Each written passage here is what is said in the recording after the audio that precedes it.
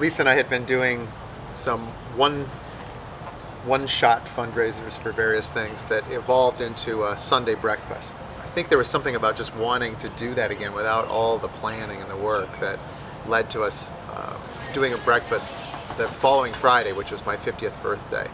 And a lot of people really liked that idea, and we picked up on it and just turned it into a weekly breakfast and called it Selma Cafe. Every Thursday evening we have a prep party where we have volunteers show up and they work under the guidance of that week's chef. So usually it's a lot of cleaning vegetables and prepping vegetables, setting up the house, tables and chairs and tablecloths, and making sure everything's ready for guests to come in.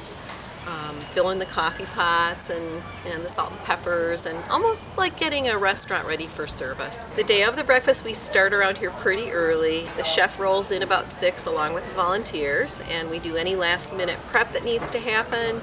Servers have their little tickets. The chefs talk about all the ingredients and where they come from, so that when guests come in, the volunteers can say this is what we're having and this is where we source the food.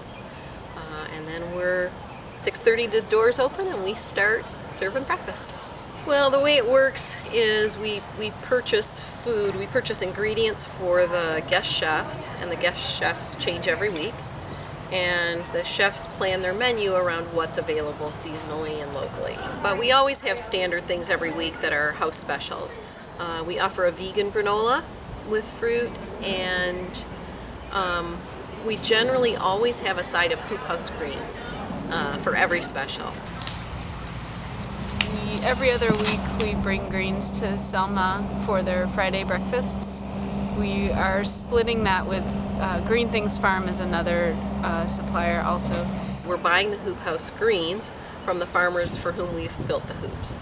And so there's this wonderful cycle of we build them a hoop, they plant greens, we purchase the greens, we serve them, people give us donations, that money goes to building more hoops, and it's a beautiful cycle of supporting local food. I mean, a hoop house is really nothing different than a greenhouse. Maybe it'd be one kind of a greenhouse. All the greenhouses at Tillian were built with the help of the Selma organized volunteers. We've built them everywhere from maybe a dozen people on up to 60, 70 people. We've gotten better at it. We can do it with a few less people, but it's really fun to bring a big community together. So a lot of times we'll go out and do the site work, get everything squared up, get everything laid out well, get some ground posts in, and then when the masses show up in the morning, we have lots of tests for people to do without anything slowing down the whole circus act. We try to build them in one day. We've gotten pretty good at doing that. And it's just a whole lot of tasks of putting parts together, putting it up, and then pulling this giant piece of plastic over it and attaching it. Building more than 24 hoop houses for our community just feels so huge to me. It's real people coming together in real time, doing good work, either in the kitchen, making food together, or out at the hoop houses, digging in the dirt. It's got a spirit here that is really rare. Just the kind of profound dedication and appreciation for where our food comes from. We really like the idea of local chefs and homemade fresh food, and also the people here are just absolutely so genuine, and there's delicious coffee.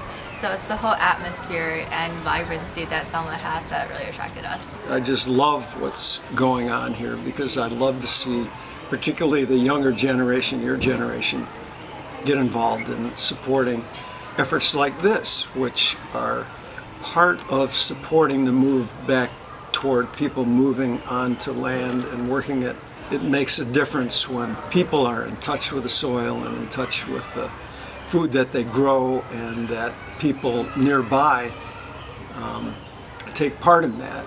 I think that the one thing is that I think we're building, what will turn out our community and many other communities, building this new food system that will be a viable economy. It will run on its own. I just think that's really valuable. Bringing people together around something really important, and I think Jeff and I both feel like we just want it to be so much fun. Usually there's onions,